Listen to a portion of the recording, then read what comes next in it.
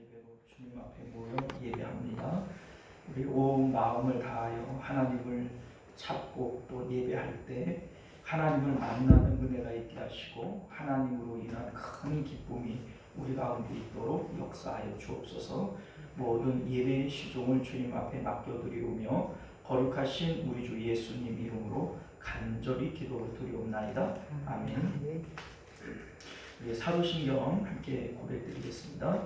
전능하사 천지를 만드신 하나님 아버지를 내가 믿사오며 그 외아들 우리 주 예수 그리스도를 믿사오니 이는 성령으로 잉태하사 동정녀 마리아에게 나시고 본디오 빌라도에게 고난을 받으사 십자가에 못 박혀 죽으시고 장사한 지 사흘 만에 죽은 자 가운데서 다시 살아나시며 하늘에 오르사 전능하신 하나님 우편에 앉아 계시다가 저리로서 산 자와 죽은 자의 심판하러 오시리라.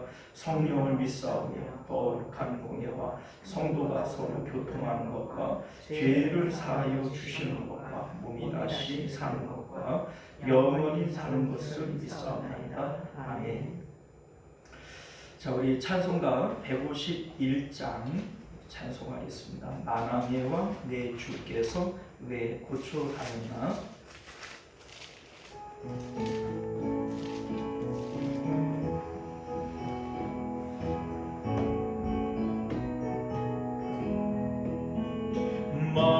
만왕의 왕 내 주께서 왜 고쳐당했나. 이 벌레 같은 날 위해 긴 보혈을 흘렸네. 십자가 십자가 내가 처음 볼 때에 나의 맘에 큰 고통 사라져. 오늘 믿고서 내 눈 밝아한데 참 내 기쁨 영원하도다. 주 십자가 못 박힘은 속죄 하나님과 공유함과 그를 말할 수 없도다. 십자가 십자가 내가 처음 볼 때에 나의 맘에 큰 고통 사라져. 오늘 믿고서 내 눈 밝아한데 참 내 기쁨 영원하도다. 너로도 그늘에 바라볼 수 없네. 나 주님께 몸 바쳐서 주의 이름 쓰리. 십자가 십자가 내가 처음 볼 때에 나의 맘에 큰 고통 사라져. 오늘 믿고서 내 눈 밝아한데 참 내 기쁨 영원하도다. 할렐루야. 자, 우리 옆에 있는 갈보리산 위에 150장 함께 찬송합니다.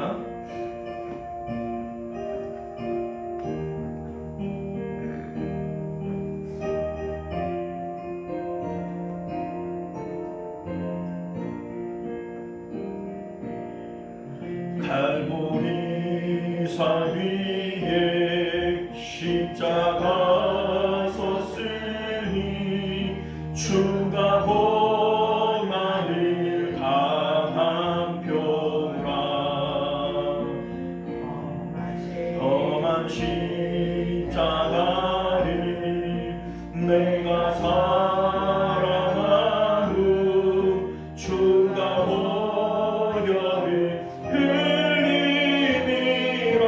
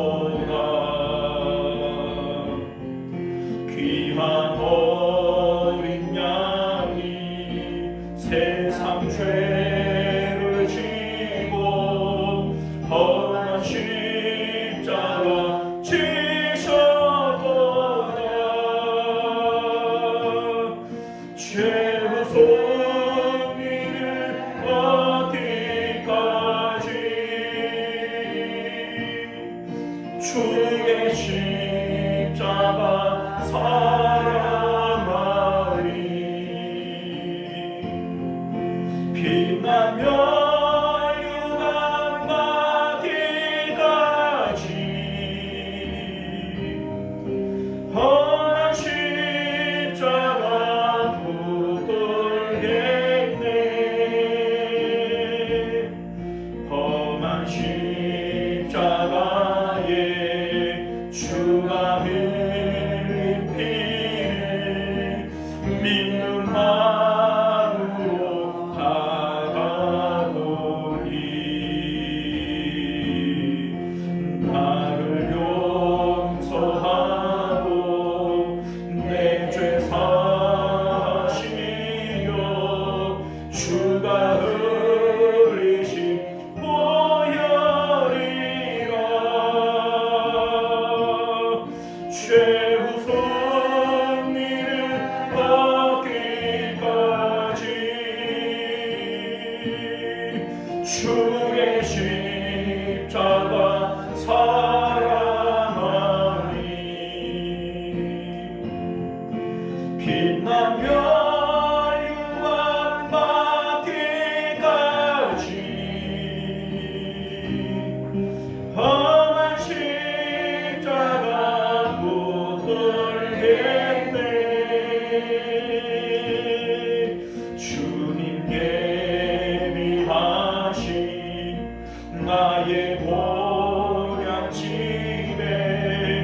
나를 모르실 그날의 길, 영광 중에 계신 우리 주와 함께 내가 죽도록 충성하리.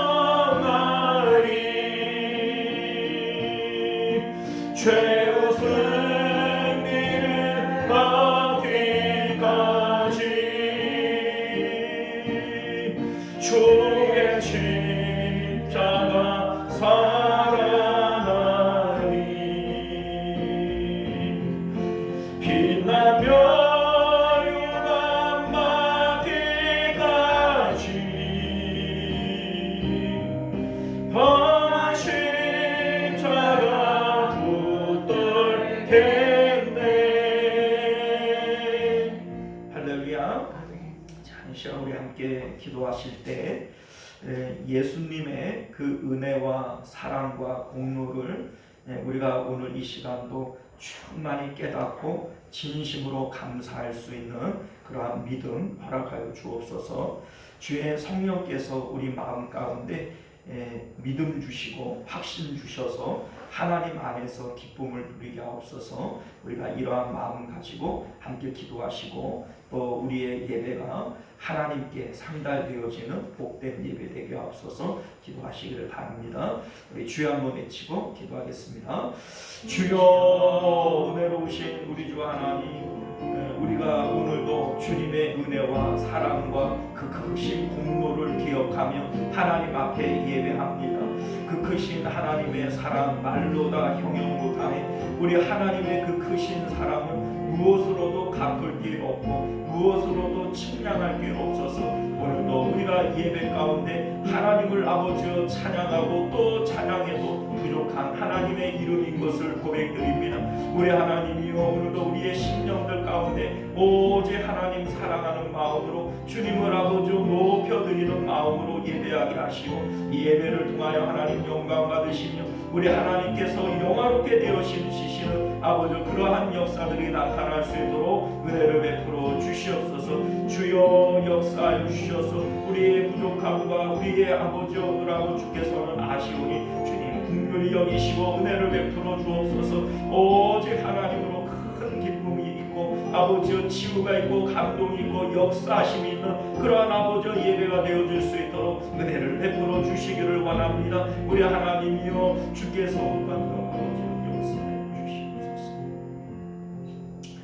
은혜로우시고 자비로우신 우리 주 하나님, 주께서 오늘도 우리를 사랑하시고 또 하나님의 놀라우신 은혜 가운데 저희들을 불러주셔서 하나님을 예배하며 주님을 체험하며 하나님으로 아버지여 기쁨을 누릴 수 있도록 은혜 주신 것 참으로 감사드립니다. 우리 하나님 바라고 원하옵는 것은 예배 가운데 하나님의 임재를 경험하게 하시고 또 하나님의 감동이 있고 치유가 있고 역사심이 있는 그러한 예배되게 하여 주옵소서. 이 자리에 참여하지 못한 믿음의 본속들 어느 곳에 있든지 하나님을 기억하게 하시며 하나님이여 마음으로 영으로 예배에 동참함으로 하나님 동일한 은혜와 역사 가운데 나아갈 수 있도록 은혜를 베풀어 주옵시고 우리 하나님 주 앞에 모여 아버지 예배하는 주님 믿음의 손길들마다 하나님께서 은혜를 베풀어 주셔서 기도가 상달되게 하시며 마음의 기쁨 주옵시며 생명의 역사가 그 가운데 나타나도록 역사하여 주옵소서. 모든 것 주님께 의탁드리오며 예수님 이름으로 기도드리옵나이다. 아멘. 자, 우리 하나님 말씀 함께 나누도록 하겠습니다. 마가복음 9장 38절부터 마지막 절까지 우리 교독하여 읽도록 하겠습니다. 마가복음 9장 38절부터 마지막 절까지입니다. 찾으셨죠? 요한이 예수께 여짜오되 선생님 우리를 따르지 않는 어떤 자가 주의 이름으로 귀신을 쫓아내는 것을 우리가 보고 우리를 따르지 아니함으로 금하였나이다. 예수께서 이르시되 금하지 말라 내 이름을 기억하여 하고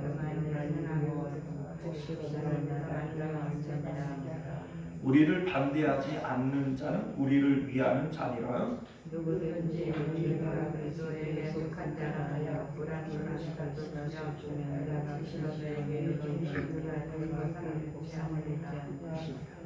또 누구든지 나를 믿는 이 작은 자들 중 하나라도 실족하게 하면 차라리 연자 맷돌을 그 목에 메어 바다에 던져지는 것이 나으리라.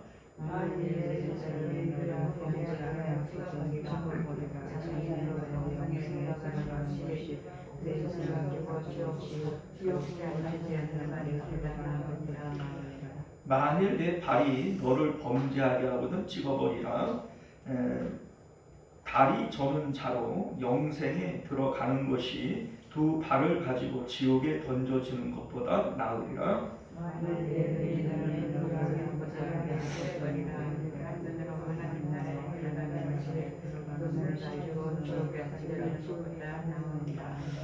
거기에서는 구더기도 죽지 않고 불도 꺼지지 아니하느니라.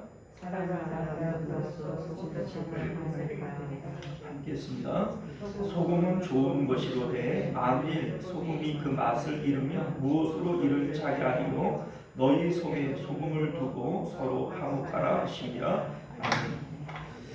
자, 우리 함께 기도하겠습니다. 은혜로우시고 자비로우신 우리 주 하나님, 우리가 오늘도 주님의 복된 말씀을 함께 들을 때 하나님의 큰 뜻을 깨닫게 하시고 주의 뜻 가운데 살아감으로 우리 가운데에도 하나님의 생명의 역사가 나타나며 주님의 은혜가 충만히 드러날 수 있도록 역사하여 주옵소서. 거룩하신 예수님 이름으로 간절히 기도드리옵나이다. 아멘.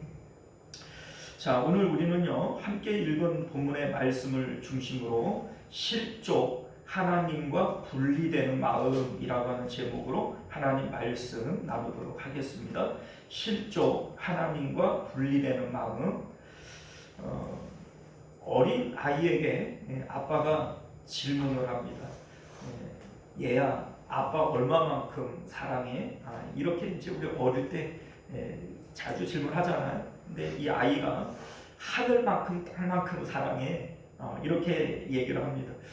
아주 유치한 질문 같고 또 유치한 대답 같지만 사실 이 마음이 하나님께서 우리에게 듣고 싶어하는 대답인 것을 믿으실 수 있기를 바라요. 우리 주님께서 너희는 마음을 다하고 목숨을 다하고 힘을 다해서 누구만 사랑하라고 해요? 하늘만큼 땅만큼 하나님만 사랑하라고 해요. 그러니까 이 유치한 질문을 하나님께서 우리에게 하시는 것이고 또 우리에게 그 대답을 하라고 요청하고 있는 것이다. 이것을 믿으실 수 있기를 바랍니다. 아이와 아빠가 놀이터에서 놉니다. 그런데 저도 이제 예전에 이런 장난 많이 쳐봤는데 아이들이 이제 놀이터에서 놀면 노는데 정신이 팔려버리죠. 그거 괜히 심통이 나는 거예요. 근데 이제 숨어버립니다. 그런데 한참 놀다가 아빠가 안 보이면 아이가 어떡하죠? 울죠. 막 얼굴에 당황한 표정을 지으면서 막 부르고 찾으러 다녀요. 자, 그런데 여러분들 이 모습도 역시 하나님께서 우리에게 요청하시는 모습입니다. 우리 이사야서 45장 15절을 보게 되어지면 이스라엘의 하나님은 진실로 스스로 숨어 계시는 하나님입니다. 이렇게 얘기를 해요. 자, 하나님은 때때로 우리 가운데 숨어 계시는 분처럼 없는 것 같고 하나님이 정말 우리를 지켜보시는가 이런 의심이 들 만큼 하나님의 흔적이 없어질 때도 있지요. 자, 그런데 그때의 아이가 당황한 표정으로 하나님 아버지를 찾는 이러한 간절함으로 우리가 하나님을 찾기를 원하신다라고 하는 것도 믿으시기를 바라요. 너희는 나를 찾으라 이렇게 얘기를 하죠. 두드리고 찾고 이렇게 하라 이런 말씀도 하시지만 또 너는 내게 부르짖어라 내가 내게 응답하겠고 나를 찾는 자가 나를 만날 것이다. 여러분들 성경을 보게 되어지면 하나님께서는 우리에게 하나님을 좀 찾아라 간절히 좀 찾아라 그리고 나를 좀 만나라 이러한 말씀을 여러 번 하시는 것을 우리가 보게 된다는 겁니다. 자, 그러니까 성경은 우리에게 하나님께서 우리에게 원하시는 마음이 무엇인지를 얘기를 하고 있는 거예요. 어린아이가 아버지께 유치하게 대답하는 하늘만큼 땅만큼 사랑해. 그런데 이 유치함을 우리에게 요구하시는 것이고 그리고 안 보이는 아버지를 당황한 얼굴을 표정을 하면서 막 찾아다니는 아이처럼 하나님을 간절히 찾는 이러한 모습들도 우리에게 요구하고 있는 것이다. 이것을 믿으실 수 있기를 바라요. 자, 이러한 내용들 가운데 하나님이 우리에게 원하시는 것이 무엇인지를 깨닫게 되어지는데 그것은 관계입니다. 관계. 하나님은 우리에게 기능적인 어떤 것을 요구하는 게 아니에요. 아이가 노는데 숨는 게 가치가 있나요? 그냥 아이를 그냥 돌려주고 싶은 것이고 아이하고 장난치고 싶은 것이고 그래서 아이하고의 관계를 더 만들고 싶은 거 아니겠어요? 우리 하나님도 역시 마찬가지입니다. 하나님은 우리에게 요구하시는 것이 뭘 해달라고 요구하는 것도 아니고 기능적인 어떤 것을 요구하는 게 아닙니다. 하나님은 우리에게 관계를 요구하신다. 이 관계에 대한 것임을 믿으실 수 있기를 바라요. 자, 오늘 말씀은요, 우리가 하나님과의 이 관계가 끊어지는 거, 이 관계를 잃어버리는 거, 이게 얼마만큼 무서운 일이냐, 이걸 우리에게 알려주고요. 또한 나 때문에 다른 사람이 하나님과의 관계가 끊어진다면 이것도 어마어마하게 무서운 일이다. 이것을 우리에게 말씀해 주는 내용인 것을 믿으실 수 있기를 바라요. 오늘 말씀은 실족에 대한 얘기를 하고 있는데 실족이라고 하는 게 뭐예요? 발을 잃어버린다. 발을 잃어버린다. 몸뚱아리에 붙어있는 발을 어떻게 잃어버리겠어요? 그런데 이제 상징적으로 내가 가고 있는 그 길에서 미끄러져서 이 발을 잃어버린다. 이 길을 잃어버리는 것을 얘기를 하는 것이죠. 자, 그런데 우리 이제 실족, 산에서 발을 헛디뎌서 죽는 것을 무슨 사라고 그래요? 실족사 이렇게 얘기를 하잖아요. 이게 실족이에요, 실족. 그러니까 발을 미끄러져서 가던 그 길에서 떨어져 버리는 거죠. 이게 실족이라는 겁니다. 자, 그런데 우리 예수님께서 내가 곧 길이다. 그런데 예수님은 하나님께로 가는 구원의 길이죠. 그런데 그 길에서 미끄러져 떨어져 버리는 거, 구원의 길에서 떨어지는 것이고 예수님이라고 하는 길에서 떨어져 버리는 거, 이거를 실족이라고 얘기를 하는 겁니다. 자, 그런데 그 실족하는 것이 이게 얼마만큼 두려운 일이냐, 이에 대해서 예수님께서 경고하고 계신 것이다 라고 하는 겁니다. 오늘 본문에는 두 가지의 실족에 대한 내용이 나와요. 첫 번째 실족은 내가 다른 사람을 실족하게 하는 거. 그러니까 내가 원인이 돼서 하나님과 연결되어져 있고 예수님 안에 있던 사람이 예수님으로부터 떨어져 나가는 것이고 하나님과의 관계가 끊어지는 거, 이게 바로 내가 다른 사람을 실족하게 하는 것이죠. 자, 이렇게 되어질 때 어떤 결과가 오는가? 42절을 보면 또 누구든지 나를 믿는 이 작은 자들 중 하나라도 실족하게 하면 차라리 뭐예요? 연자 맷돌이 그 목에 매여 바다에 던져지는 것이 나으리라, 이런 말씀을 해요. 예전에 그 조폭 영화를 보니까 그 이제 조폭이 자기를 배신한 이 이제 부하죠. 자기 이제 부하를 이제 잡아다가 엄청 두들겨 패고, 그리고 발을 이 깡통에다가 발을 담그게 하고 거기다가 시멘트를 부어요. 그러니까 이 발이 그 시멘트에 딱딱하게 붙잖아요. 그래갖고 바닥에 던져버리더라고요. 못 나오게. 자, 그런데 여러분들 끔찍해요? 안 끔찍해요? 자, 그런데 오늘 이 말씀이 마치 예수님이 이 조폭 두목처럼 예수님이 지금 하고 있는 말씀이 그것보다 더 못한 얘기가 아니에요. 이건 더 끔찍한 얘기입니다. 왜냐하면 여러분들 연자 맷돌이 뭐예요? 연자 맷돌. 여러분들 옛날에 집에서도 맷돌을 갈아 보셨죠? 이렇게 맷돌. 자, 그런데 이거는 연자 맷돌이 아니에요. 연자 맷돌이라고 하는 것은 커요. 그죠? 삼손 아시죠? 삼손. 삼손이 그 눈이 뽑히고 맷돌을 돌리잖아요. 그게 연자 맷돌이에요. 원래는 소나 낙이나 이런 그 짐승에게 매어서 큰 맷돌을 돌리죠. 그게 바로 연자 맷돌이에요. 자, 사람이 무슨 힘이 있다고 목에다가 그 연자 맷돌을 매가지고 바다에 던집니까? 여러분들 조폭보다 더 무서운 거 아니에요? 그 조폭은 그래도 그 발에다가 이 시멘트를 부니까는 그건 뭐 조그만하잖아요. 그 수영 잘하면 혹시 알아요? 살아나올지. 자, 그런데 연자 맷돌은 사람보다도 몇 배 큰 돌덩어리인데 그거를 또 목에다가 감는데요. 그래갖고 바다에 던져버린다는 거예요.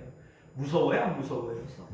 그러니까 우리가 뭐 조폭 얘기 들을 때 끔찍하다, 이게 뭐 사람으로서 할 수 있는 일이냐, 이런 얘기를 하지만 예수님이 그에 못지않은 얘기를 지금 하고 계신 것이다, 이걸 알게 된다는 거죠.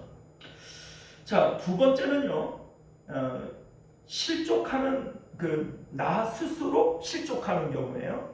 첫 번째는 내가 다른 사람을 실족하게 하는 것이라면, 두 번째 경우는 자기 스스로 실족하게 되어지는 경우예요. 자, 이때에는 43절을 볼까요? 만일 내 손이 너를 범죄하게 하거든 찍어버리라. 장애인으로 영생에 들어가는 것이 두 손을 가지고 지옥 곧 꺼지지 않는 불에 들어가는 것보다 나으니라, 이런 얘기를 해요. 자, 그러니까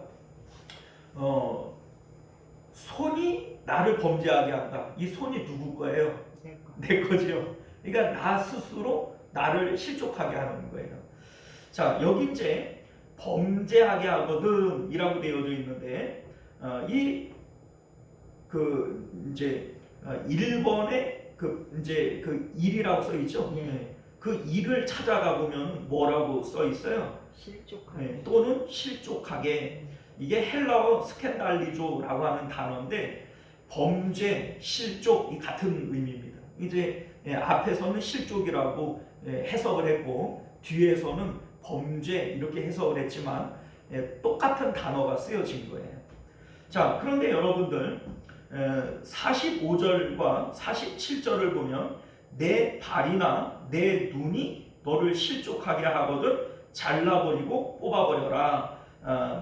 이게 너무나도 잔인한 얘기 아닙니까? 내 손 잘라버리고 내 발 잘라버리고 내 눈을 뽑아버리고. 자, 그런데 그렇게 하는 것보다 더 무서운 것은 뭐냐? 네가 실족하는 것이다, 이 얘기입니다.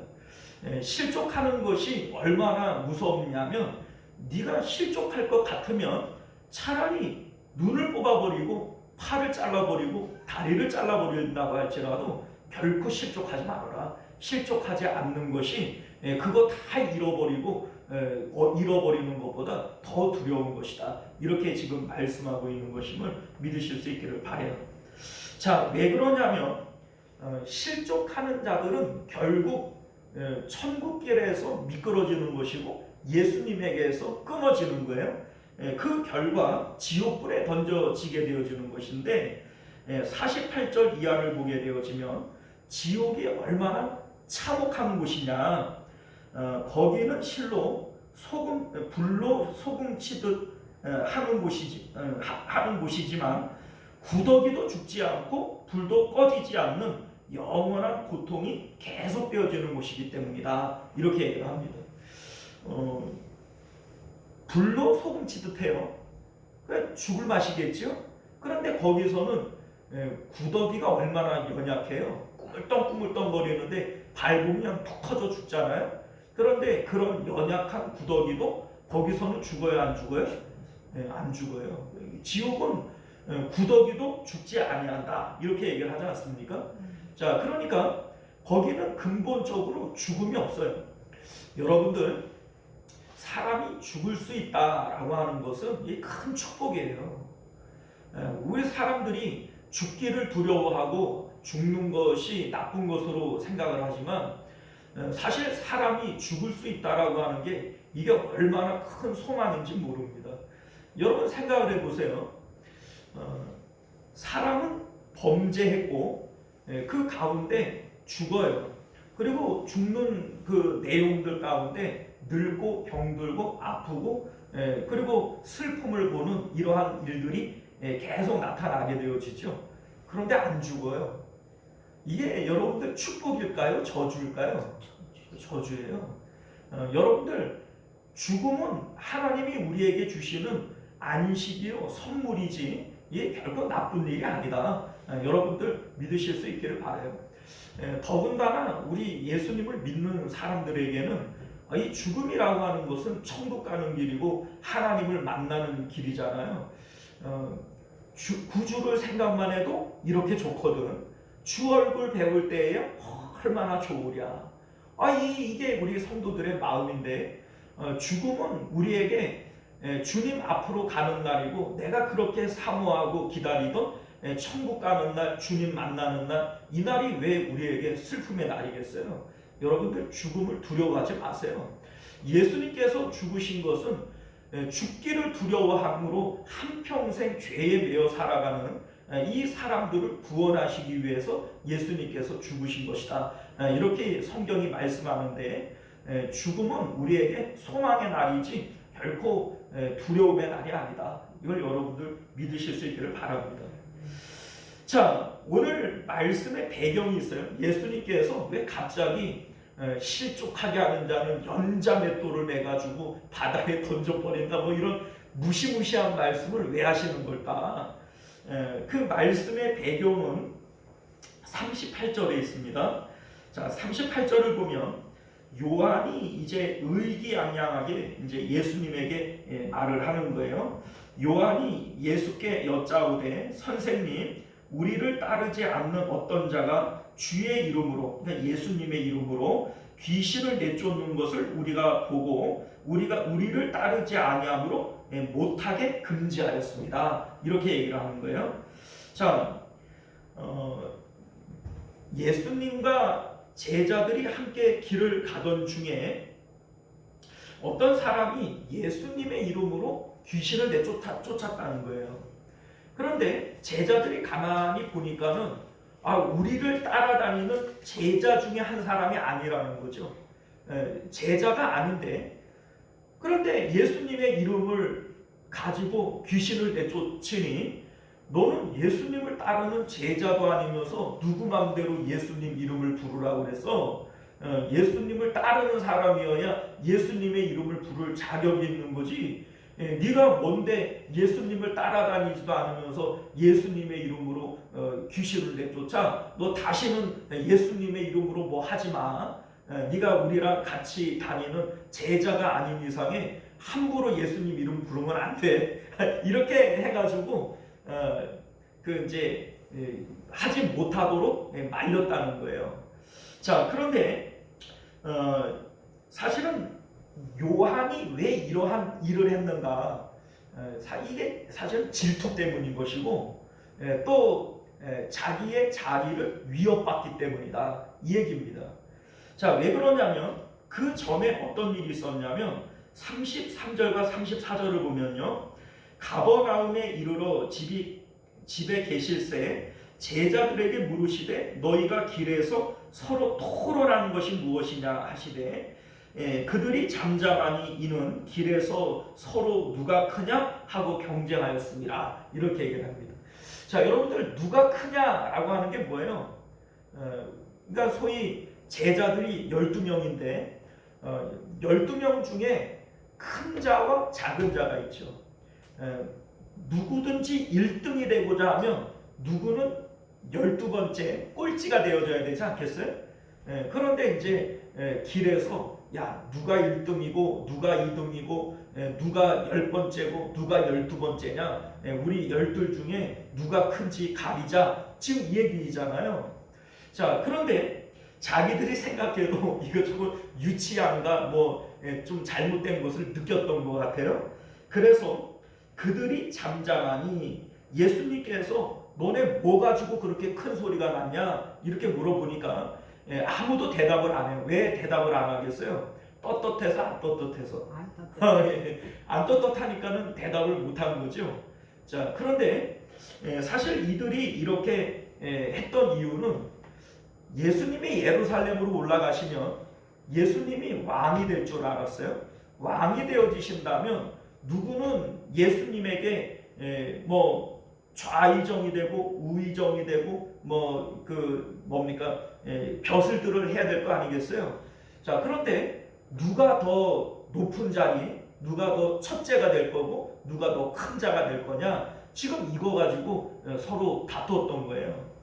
자, 그러니까 지금 제자들에게는 서로가 경쟁자가 되어진 거죠. 이전까지는 그냥 12명이 서로 누가 크냐 작냐 이런 얘기 하지 않았는데 이제 예수님께서 예루살렘으로 올라가고 예수님이 왕이 되실 것이라 생각이 되어지니까 갑자기 12명이 다 경쟁자가 되어버렸어요.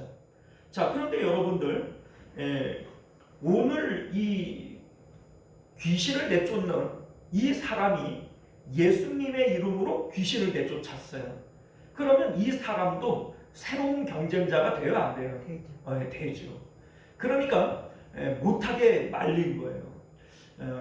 우리는 예수님을 따라다니는 직접 제자이고 예수님 외에도 그 주변에는 직접 12명의 제자로 인정받지는 않았지만 예수님이 70인을 전도 보내잖아요. 그러면 그 주변에 최소한 몇 명이 있었다는 거예요?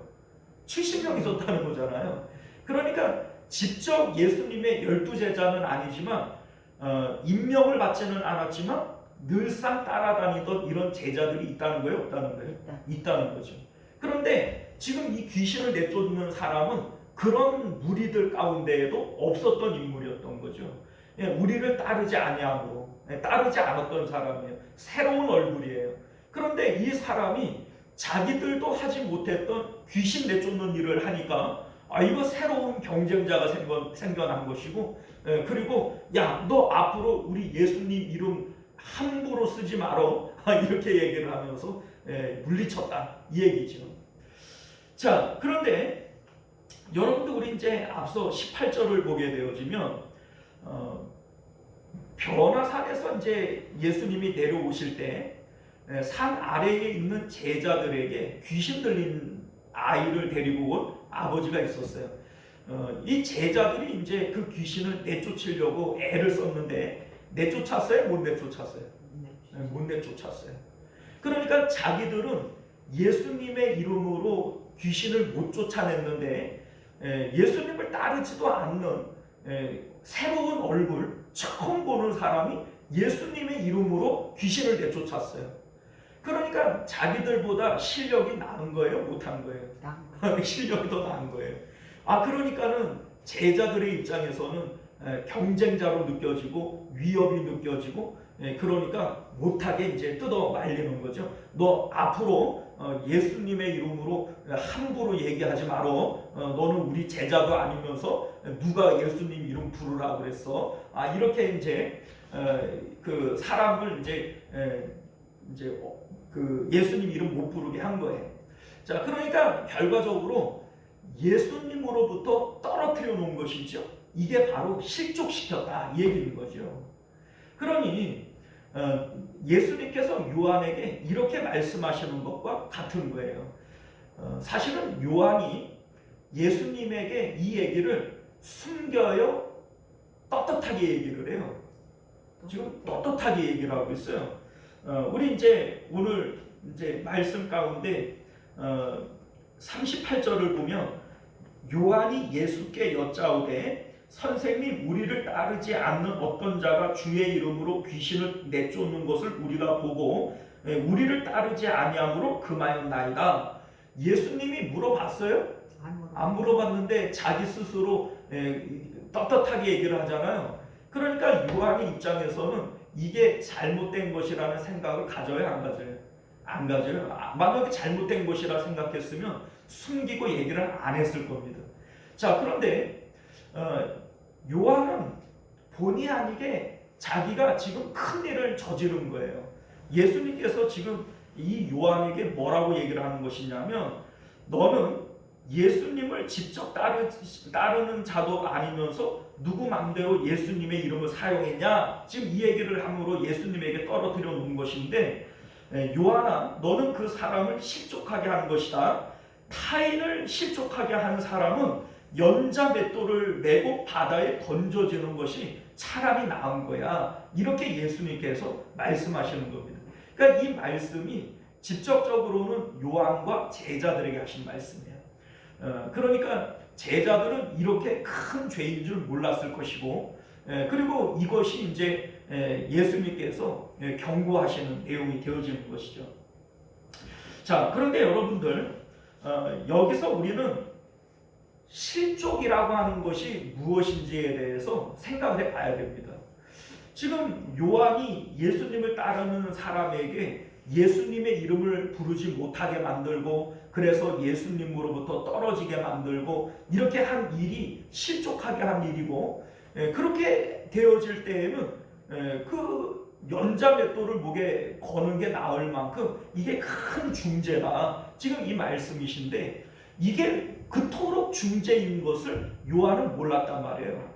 그런데 왜 이게 큰 중죄가 되어지느냐? 여러분들, 예수님으로부터 떨어지면 구원이 있어요, 없어요? 없죠. 자, 그러니까 그 사람으로 하여금 지옥으로 가도록 떠밀어버린 거예요.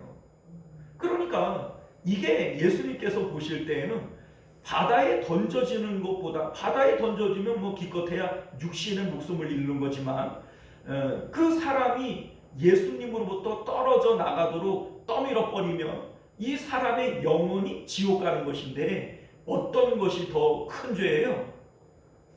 그게 큰 죄죠. 그죠? 지옥에 떨어지게 하는 게 더 큰 죄 아닙니까? 그러니 너희 목에 연자 맷돌을 메고 바다에 던져지는 것이 이게 차라리 나은 거예요. 그래봐야 기껏해야 목숨밖에 더 잃어버려요. 육체의 목숨을 잃어버리는 것은 큰 일이 아니에요. 그러니까 스데반 집사님은 돌에 맞아 죽어도 천사의 얼굴을 하는 것이고, 사도 바울은 내가 지금이라도 죽어서 그리스도와 함께 있는 것이 더 낫다, 이런 얘기를 하지 않습니까? 자, 그러니까 목숨을 잃어버리는 건 큰 일이 아니에요. 연자 맷돌 매는 게 뭐 그게 큰 일이에요. 그깟 여는 건 별로 큰 일이 아닙니다. 그런데 자의가 되어졌던 타의가 되어졌던 우리 마음이 예수님으로부터 떨어지고 하나님과의 관계가 끊어지는 거, 이것만큼 심각한 문제는 없다. 예수님께서는 그 말씀을 하고 있는 것임을 믿으실 수 있기를 바라요. 자, 왜냐하면 우리가 믿음으로 구원을 얻는데, 믿음이라고 하는 게 뭐예요? 믿음은 어떤 상황, 어떤 처지에 있어서도 내 마음을 하나님께 드려서 하나님과 연합하는 마음, 하나님과 연결되어지는 관계성, 이게 바로 믿음이다. 우리가 여러 번 말씀드리지 않았습니까? 자, 우리 이제 요셉이 믿음의 사람이고, 다니엘이 믿음의 사람이고, 예수님이 믿음의 분이시잖아요. 자, 그런데 이분들이 어떤 행동들을 했기에 믿음이냐? 자, 여러분들, 요셉은 형들에게 배신당해서 노예로 팔리고 또 그 감옥에 들어가고 이러한 극악한 어떤 삶의 처지에 빠지지만 그 마음이 하나님으로부터 분리돼요, 안 분리돼요? 네, 분리되지 않아요. 이게 믿음이라고요. 하나님과 연결되어진 마음이 분리되어지지 않는 거, 이게 믿음이에요. 분리되어지는 것이 이게 바로 실족하는 것이고, 어떤 상황 가운데에도 마음이 하나님과 연합되어져 있는 것이 이게 믿음이다. 이걸 여러분들 믿으실 수 있기를 바라요. 다니엘도 역시 마찬가지예요. 다니엘이 사자굴에 들어가게 되어지고 그 친구들이 풀무불에 들어가게 되어지죠. 그럼에도 불구하고 하나님과의 관계가 끊어져요, 안 끊어져요? 안 끊어져요. 그죠? 사자굴에 들어간다고 할지라도 하나님을 향한 그 관계성이 끊어지지 않고, 풀무불에 들어간다 할지라도 하나님과의 관계가 끊어지질 않습니다. 이게 믿음이라고요. 그런데 실족은 뭐예요? 그 상황 가운데서 아이고 무서워 이러면서 사자굴에 들어갈 바에야 그 금신상에 내가 절하고 말지, 이런 게 바로 실족하는 것이고 끊어져 버리는 거예요. 자, 그러니까 예수님께서 풍랑 가운데에서 잠을 주무세요. 예수님께서는 어떻게 풍랑이라고 하는 죽음의 상황 가운데에서도 잠을 잘 수가 있는가? 예수님의 마음은 누구와 연합되어 있습니까? 하나님과 연합되어져 있습니까? 이게 바로 믿음이라는 겁니다. 제자들을 향해서 예수님께서 너희는 왜 믿음이 없냐? 이런 얘기를 하잖아요. 예수님 제자들의 마음은 풍랑이라고 하는 이 상황을 맞이해서 하나님과의 관계가 끊어져 버렸고, 그 마음이 풍랑이라고 하는 세상 가운데 마음이 뺏겨버린 거죠. 이게 바로 믿음 없음이라는 거예요. 그리고 이게 떨어진 것이 바로 실족했다. 우리 이제 실족했어, 나는 실족했어, 뭐 이런 표현을 쓰잖아요. 결국 믿음을 잃어버렸다는 게 실족인 것이고, 그 실족한 상황 가운데에는 구원이 있어요, 없어요? 구원이 없어요. 그러니까 우리는 자꾸 착각을 해요. 내가 실족해가지고 예수님으로부터 떨어지고 그 이제 믿음의 길에서 미끄러졌는데도 그래도 내가 하나님이 구원하시기로 작정한 사람이면 나는 구원받게 돼 있어. 나는 실족해도 나는 구원받아. 그걸 어떻게 알아요? 그걸 어떻게 알아요? 내가 실족한 상황 가운데에서 내가 그대로 죽으면은 천국 가요? 지옥 가요? 지옥 가요. 여러분들 그 착각하지 마세요. 내가 구원받은 사람이라면 이거를 어떻게 아는 거냐면 하나님 입장에서 아는 거예요. 내가 죄인임에도 불구하고 하나님 사랑하는 마음이 내 가운데에서 끊어지지를 않고 이렇게 되어지는 것을 볼 때 하나님이 나를 택하셨구나, 이거를 아는 거지. 나는 실족해가지고서는 하나님 없는 사람처럼 살아가면서도 이거 어차피 하나님이 나를 구원하실 거면 그래도 구원하게 되어져 있어. 이게 무슨 똥백장이에요, 그래? 말도 안 되는 소리. 하여튼 옛날에 목사님들이 그렇게 가르쳤어요. 그죠? 잘못 알고 가르치는 거예요. 그 성경은 그렇게 얘기를 안 해요. 여러분들 만약에 그럴 것 같으면은 사도 바울이 두렵고 떨림으로 너희 구원을 이루어야 되는 이런 얘기를 할 이유가 없죠. 어차피 뭐 내가 개판 쳐도 천국 갈 사람은 천국 가는 건데 그 뭐 두렵고 떨림으로 뭔 구원을 이루어요, 그죠? 그게 아니에요, 여러분. 그게 아니고 하나님께서 나를 택하셨기에 나에게 믿음을 선물로 주셨어요. 그러니까 하나님이 택하신 사람이 믿게 되어지는 건 맞아요. 그런데 하나님이 나를 구원하시려고 해도 내가 구원받지 못할 수 있어요. 왜냐하면 모든 사람이 구원받는 것은 하나님의 뜻이에요, 아니에요? 하나님 뜻이죠. 그죠? 그런데 그 모든 사람이 구원받나요? 아니요. 왜 그래요? 하나님이 구원하시려고 해도, 하나님이 우리에게 목자가 되어주시려고 해도 나 스스로가 주님의 양이 되어지지 않고 하나님의 구원을 내가 거부할 때에는 구원이 이루어져야 안 이루어져요? 안 이루어져요. 될 수가 없는 거죠. 만약에 하나님의 뜻대로 하나님이 원하시는 대로 구원을 이루실 수 있을 것 같으면 하나님은 모든 민족이, 모든 열방이 구원받기를 바라요, 안 바라요? 바라죠. 그럼 다 구원해버리고 말지. 뭐하러 예수님이 오시고 뭐하러 복음을 전하라고 그러고 뭐하러 예수님을 믿어야 된다 그러고 그렇게 할 이유가 있어요, 없어요? 그러니까 논리적으로 말도 안 되는 거를 그걸 또 가르치고 또 그걸 또 믿고 오늘날 한국교회가 그러한 잘못된 교리 때문에 망가져 버린 거예요. 마치 내가 어떻게 살아가도 구원은 이루어진 거다 이렇게 해버리니까는 성도들이 믿음으로 살려고 해야 안 하네요. 믿음으로 살려고 하는 어떤 의지가 없어요. 그게 왜 그래요? 잘못된 가르침이 거짓 진리가 교회를 장악해 버려서 그래요. 그게 바로 구원파 교리예요. 구원파 교리. 여러분들 한국교회 안에는 내가 정상적인 신앙인이다 이렇게 생각을 하지만 실제적으로 구원파 교리를 듣고 구원파 교리를 믿는 사람들이 너무 많아요. 너무 많아요. 이게 잘못된 교리라고요. 우리가 성경을 우리가 자세히 매일 새벽마다 살펴봤지 않습니까? 성경이 정말 그렇게 얘기하던가요? 우리가 살펴봤잖아요. 우리가 성경을 성경대로 자세히 살펴봤지 않습니까? 그런 내용 자체가 없어요. 근데 이러한 교리가 한국교회에 빠지게 되어진 이유가 있어요. 그 이유가 뭐냐면 한때 구원파 교리가 우리나라에 처음 넘어왔을 때 1970년대, 80년대 초 구원파 교리가 미국에서부터 우리나라로 들어왔어요. 그런데 그때까지 이 구원파가 이단인 줄을 몰랐던 거예요. 그래가지고 극동방송 이런 그 교회의 부흥회 이런데 이 구원파 이 목사들을 막 방송에도 내보내고 교회에도 초대해가지고 부흥회도 하고 막 이렇게 했는데 이 구원파 교리가 처음 들을 때는 얼마나 대단해 보여요. 그러니까 이 잘못된 교리가 한국교회에 확 퍼져버린 거예요.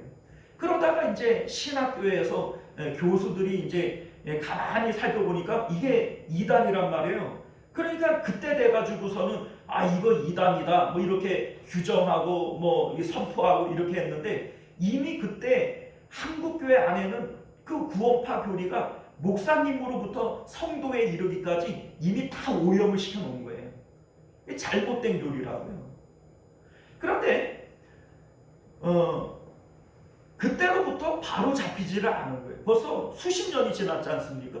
수십 년이 지나면서 한국 교회 안에 이 잘못된 복음이 마치 진짜 복음인 것처럼 정통적인 복음인 것처럼 그냥 뿌리 내려버린 거예요. 그러니까 어렸을 때부터 우리가 그렇게 들었고 목사님이 그렇게 얘기를 했고 내가 그렇게 배웠는데 그게 뭐가 잘못된 거냐? 잘못된 거예요, 여러분들. 잘못된 거예요. 잘못된 건 잘못됐다고 얘기해야죠. 그래서 한국교회 안에 목사님들 중에서도 구원파 교리를 아직도 믿고 있고 가르치는 목사님들이 많고 그리고 전통주의 이 복음주의가 한국교회 안에는 희박하게 되어졌어요. 이게 문제가요. 그래서 여러분들 우리 이제 요새 보면은 한국교회 성도들이 또 교회가 세상으로부터 그냥 욕 바가지로 먹잖아요. 왜 욕을 바가지로 먹는 줄 아세요? 믿음을 얘기를 하는데 행위가 있어요, 없어요? 없죠. 왜 그래요? 이게 구원파 교리예요. 여러분들 예전에 세월호 사건 있을 때 이 구원파잖아요, 그들이. 그런데 이들은 내가 예수님을 믿고 내가 예수님으로부터 죄사함을 받았는데 누가 나를 정죄하리요? 에? 나는 세상이 나를 정죄해요? 못해요? 못한다. 이렇게 주장하는 사람들이에요.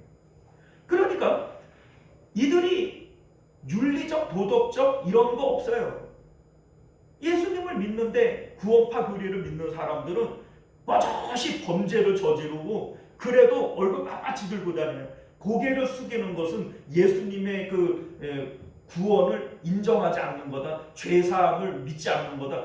이렇게 교리적으로 알으니까 죄를 져도 얼굴 빳빳이 세우는 거예요. 그런데 여러분들 오늘날 성도들이 죄를 범하고도 나는 죄를 지어도 천국 가 이런 생각들을 가지고 죄를 짓고도 양심의 가책을 안 느끼는 성도들이 많죠. 그게 뭐예요? 그게 구원파 교리라고요. 성경에 어디 그런 얘기가 있어요? 있으면 좀 갖고 와봐요. 나도 좀 믿어보게. 있어요? 그런 거 없어요. 오히려 성경은 그런 것들을 더러운 양심이다. 양심의 화인을 맞은 것이다. 선한 양심을 가져야 된다. 이렇게 얘기를 하죠. 우리가 정말로 선한 양심을 가지면 그 상황 가운데에서 떳떳할 수 있어요?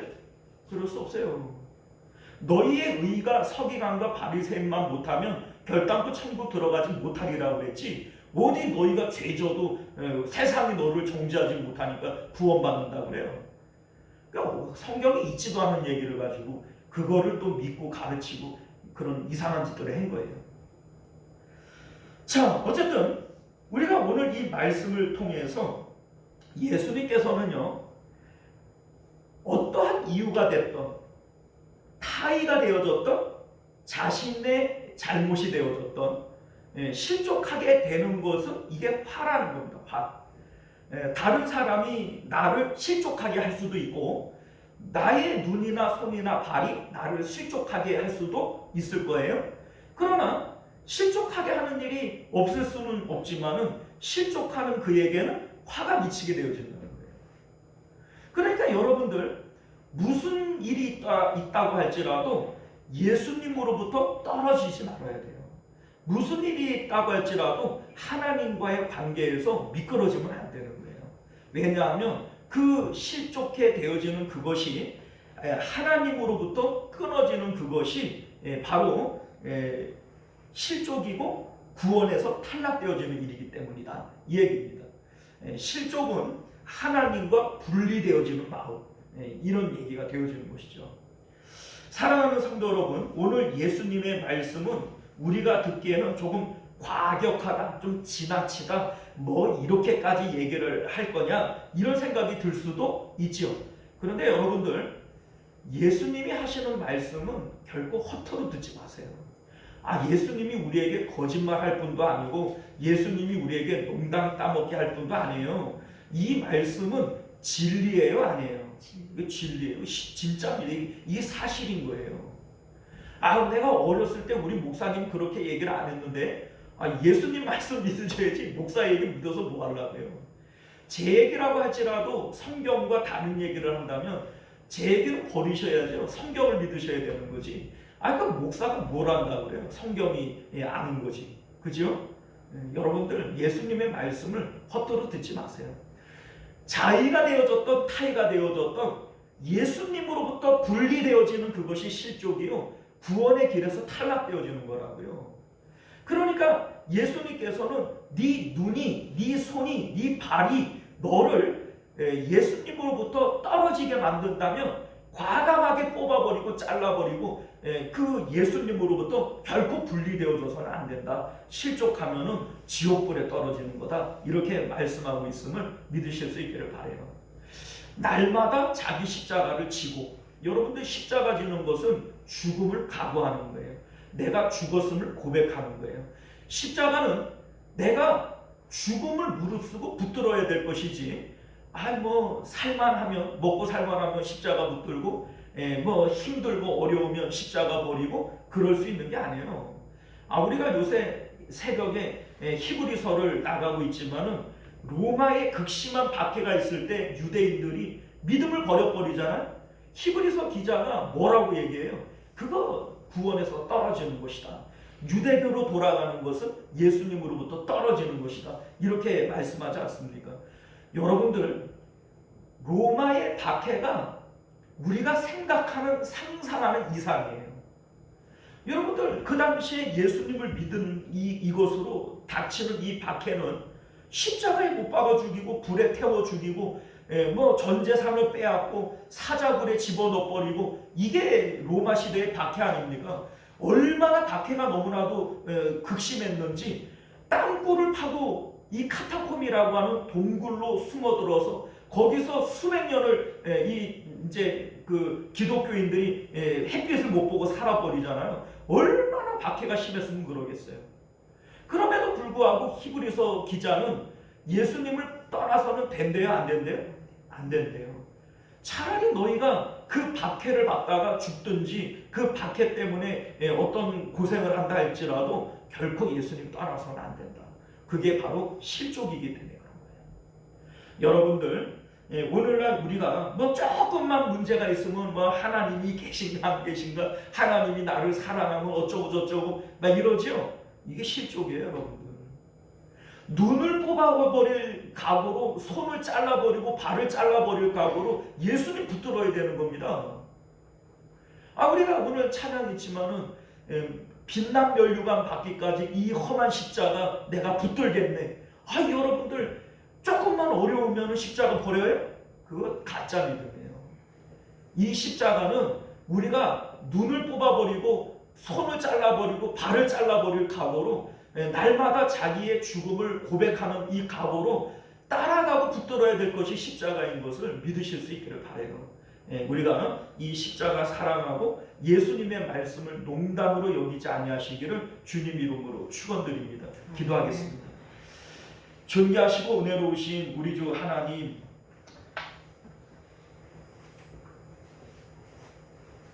초대교회 때 제자들은 사자의 굴에 들어가고 십자가에 못 박혀 죽고 전 재산을 잃어버리고 가족들이 순교를 당하는 그러한 극악한 박해 가운데에도 성도는 신앙을 지켰습니다. 오늘날 우리들은 잘못된 구원파 교리가 나도 모르는 사이에 우리 가운데 들어와서 내가 죄를 좀 범하고 예수님 부인해도 예수님 앞에 회개하고 돌아오면 돼. 지금은 예수님 부인할 수도 있지. 이렇게 안일하게 생각하고 예수님으로부터 떨어지는 실족하는 일들은 별것 아닌 것처럼 여깁니다. 이게 잘못된 가르침이요, 잘못된 구원파 교리였던 것을 우리로 깨달아 알게 하여 주옵소서. 예수님은 그렇게 얘기 안 했고 성경은 우리에게 그런 말씀을 하신 바가 없습니다. 예수님은 네 눈을 뽑아버리고 손을 잘라버리고 다리를 잘라버리는 한이 있더라도 예수님으로부터 분리되어지는 그러한 실족은 있어서는 안 된다고 말씀하고 있습니다. 왜냐하면 실족하는 그 사람은 결코 구원을 받을 수 없기 때문입니다. 우리 하나님, 예수님으로부터 떨어지는 이 하나님과의 관계가 끊어지는 이 일이 얼마만큼 두려운 일인지 우리가 오늘 말씀을 통해서 깨닫게 하시고 이 말씀을 허투루 듣고 농담으로 여기지 않도록 은혜 베풀어 주옵소서. 거룩하신 우리 주 예수님 이름으로 간절히 기도드리옵나이다. 아멘. 자, 우리 찬송가 430장 우리 함께 찬송하시고 주기도문으로 예배를 마칩니다.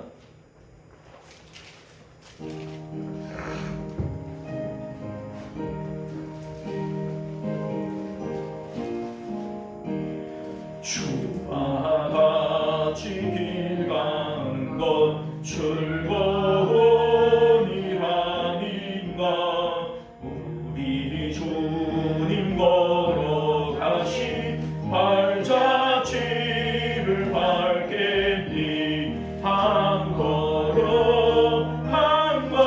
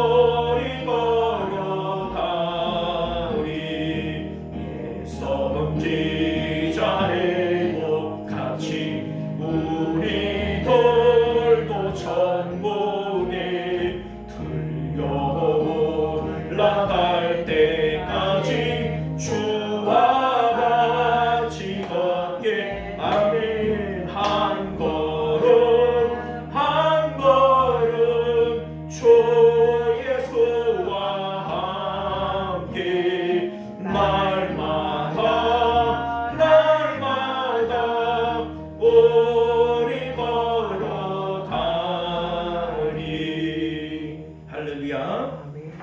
주기도문으로 예배 마칩니다. 하늘에 계신 우리 아버지여, 이름이 거룩히 여김을 받으시오며 나라가 임하시오며 뜻이 하늘에서 이룬 것 같이 땅에서도 이루어지이다. 오늘 우리에게 용할 양식을 주시옵고 우리가 우리에게 죄 지은 자를 사하여 준 것 같이 우리 죄를 사하여 주시옵고 우리를 시험에 들게 하지 마시옵고 다만 악에서 구하시옵소서. 나라와 권세와 영광이 아버지께 영원히 있사옵나이다. 아멘.